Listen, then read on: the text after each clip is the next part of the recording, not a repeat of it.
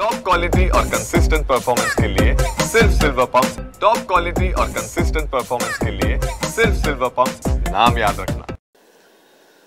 माळेगाव सहकारी साखर कारखान्याची निवडणूक प्रक्रिया जाहीर झाली। खऱ्या अर्थाने काल उमेदवारी अर्ज भरण्याचा शेवटचा दिवस होता आणि आज छाननीचा दिवस आहे। 22 जून रोजी या कारखान्यासाठी मतदान होणार आहे आणि 24 जून रोजी कारखान्याच्या जे उमेदवारांचा निकाल लागणार आहे। एकंदरीतच उपमुख्यमंत्री अजित पवार यांनी ब वर्गातून आपला कालच उमेदवारी अर्ज दाखल केलेला आहे। साहजिकच यामुळे या निवडणुकीत मोठी रंगत निर्माण झालेली आहे।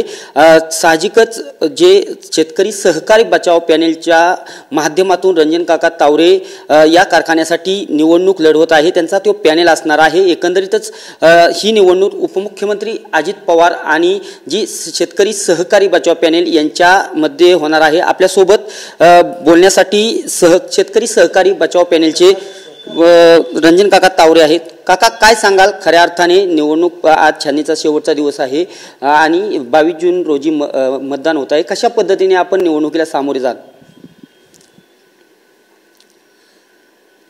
येणारी निवडणूक ही खऱ्या अर्थानं आमचे गुरु आदरणीय चंद्रराव अण्णा तावरे यांच्या मार्गदर्शनाखाली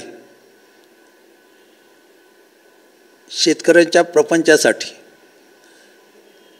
त्याला अधिकचा भाव देण्यासाठी आणि माळेगाव कारखाना परत एकदा सुस्थितीत आणण्यासाठी करण्याचं आमचं मानस आहे। कारण गेल्या 5 वर्षात संचालक मंडळानं कारखान्याची जी आर्थिक अवस्था करून ठेवली आहे ती खऱ्या अर्थानं संस्थेच्या नावाला शोभेल अशी राहिलेली नाही आणि म्हणून या निवडणुकीमध्ये आमचं पहिलं उद्दिष्ट आहे माळेगाव कारखाना सुस्थितीत आणायचा, त्याच्या ज्या अडीअडचणीत त्याच्यातून मार्ग काढायचा आणि माझ्या सर्वसामान्य शेतकऱ्यासाठी त्याच्या घामाचा दाम पुरेपूर दाम देण्यासाठी जे जे काही करता येईल या कारखान्यामध्ये ते करायचं। मग गरजे एवढी खरेदी, आवश्यक एवढीच खरेदी, योग्य दरात खरेदी आणि निश्चितपणे माळेगाव कारखाना हा राज्यातले एक आदर्श सहकारी साखर कारखाना निर्माण करण्याचं आमचं स्वप्न आहे। राज्यातला पहिल्या क्रमांकाचा भावसुद्धा देण्याचं आमचं स्वप्न आहे आणि निश्चित मला खात्री आहे ते आम्ही पूर्णत्वाला नेल्याशिवाय राहणार नाही। खऱ्या अर्थाने काल ब वर्गातून उपमुख्यमंत्री अजितदादा यांनी उमेदवारी अर्ज दाखल केलेला आहे। कसं पाहता या निवडणुकीकडे? कारण तुम्ही बचाव पॅनेलचे प्रमुख आहात।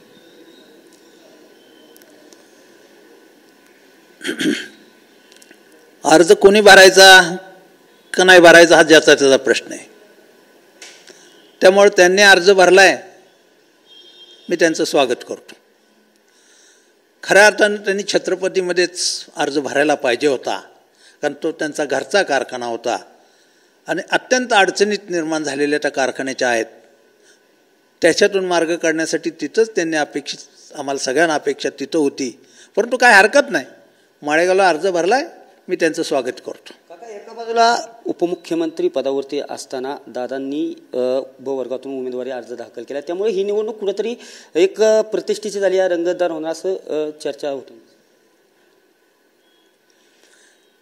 ही निवडणूक खऱ्या अर्थानं आमच्या कोणाच्या प्रतिष्ठेपेक्षा माझ्या सर्वसामान्य गोरगरीब कष्टकरी शेतकऱ्याच्या, रात्रंदिवस काबाड कष्ट करणाऱ्या शेतकऱ्याच्या प्रतिष्ठेची निवडणूक आहे आणि त्या प्रतिष्ठेची किंमत तो माझा सामान्य शेतकरी राखल्याशिवाय राहणार नाही।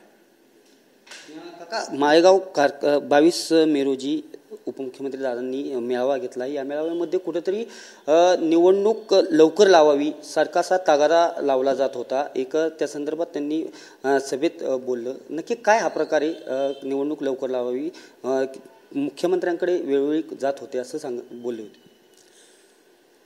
तसे तालुक्याचे कारभारी, त्या तालुक्याचे आमदार आणि आमच्या इथले आमचे उपमुख्यमंत्री आहेत। तालुक्यामध्ये खऱ्या अर्थानं कायद्याला अभिप्रेत असलेलं 5 वर्षानंतरची निवडणूक लागली पाहिजे, जे राज्य सरकारने केंद्र सरकारने कायदा केला आहे। लोकसभा, विधानसभा, सहकारातल्या सगळ्या निवडणुका 5 वर्षानं होणं कायद्याने बंधनकारक आहे। गेल्या वर्षीची निवडणूक माळेगाव कारखान्याची 39 दिवस अगोदर लावली गेली आणि यावर्षीची निवडणूक 120 दिवस 5 वर्ष पूर्ण झाल्यानंतर लावली जाते आणि म्हणून वेळेत निवडणूक लावावी अशा प्रकारची मागणी आम्ही अनेक वेळा संबंधित त्यांच्या कार्यकर्त्यांच्याकडे केली. पण हम करे सो कायदा, मला छत्रपतीच्या निवडणुकीनंतर ही निवडणूक लावायची हा त्यांचा जो मानस होता. खऱ्या अर्थानं काय छत्रपतीचा आमचा संबंध आहे? छत्रपती निवडणूक 11 वर्षांना लागली, म्हणून आमची काही 10 वर्षांनी लावायची होती का? आणि म्हणून आम्ही आमची मागणी तालुक्याच्या कारभारीने काय ऐकलं नाही, म्हणून राज्याच्या कारभाऱ्यांच्याकडे घेऊन गेलो आणि आम्ही काही अपेक्षा वेगळी व्यक्त केली नाही राज्याच्या कारभाऱ्यांना. राज्याच्या मुख्यमंत्र्यांना एवढंच सांगितलं, साहेब कायद्याप्रमाणे निवडणूक वेळेवर लागणं हे खऱ्या अर्थानं सरकारचं सहकार खात्याचं काम आहे आणि ती लावावी आणि ती निवडणूक पारदर्शकपणे व्हावी अशी आमची रास्त अपेक्षा आहे. याहीपेक्षा वेगळं काय आम्ही मागितलं नाही.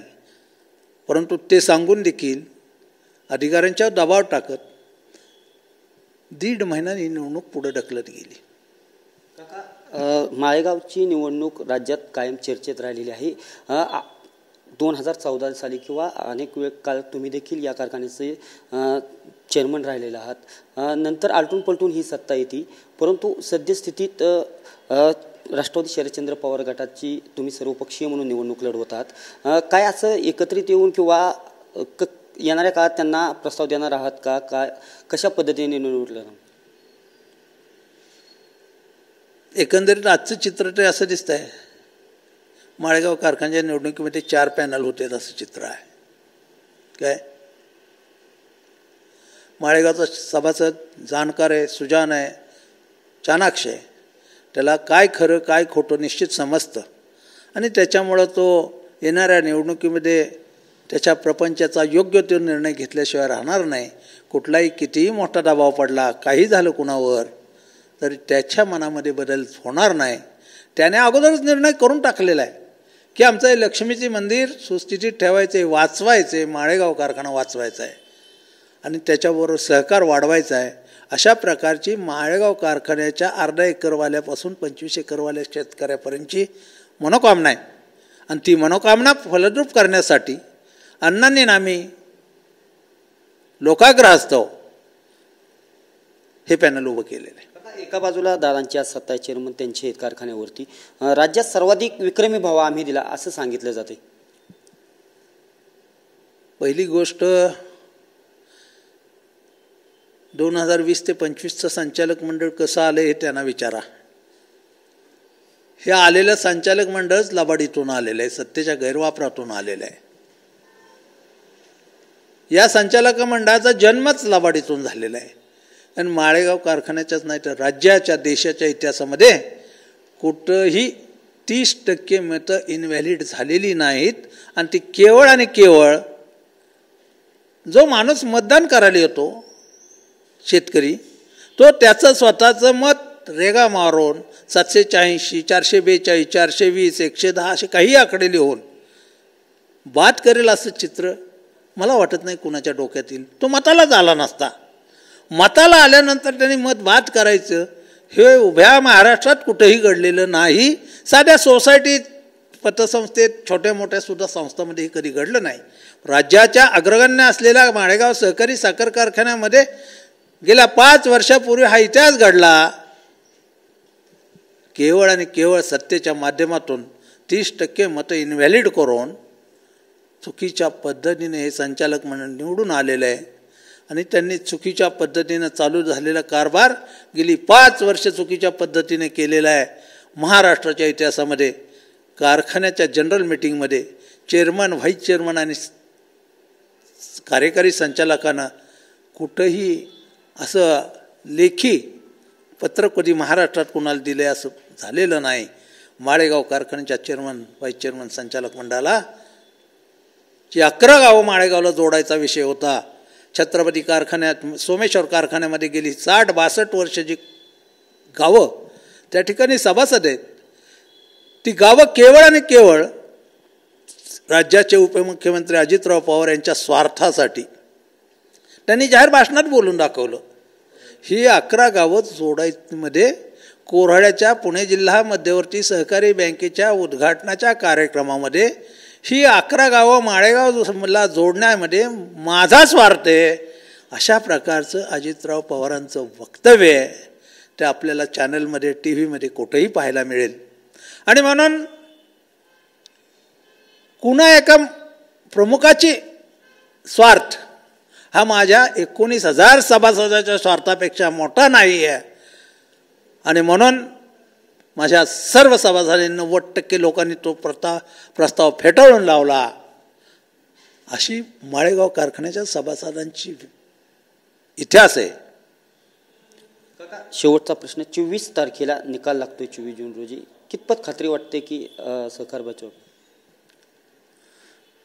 मला 100% विश्वास आहे आणि खात्री आहे. अण्णांच्या मार्गदर्शनाखाली आमचं सगळं संचालक मंडळ